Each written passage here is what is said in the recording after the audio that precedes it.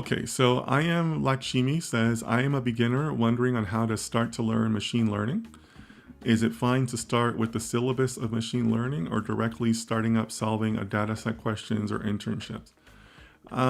Lakshmi, did you write earlier and say that you were still in high school or you were going into university?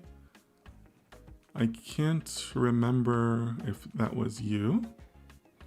But Lakshmi, I would give you a similar reply that it's not about, well, what study or what magic syllabus do I need? It's about being a data scientist, and it's about determining if data science is for you, right?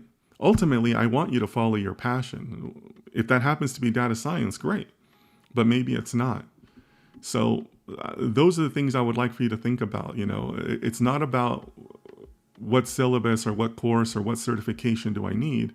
It's about becoming a data scientist and doing the work of a data scientist. I think that's what ultimately will help you rise in whatever field you choose, right?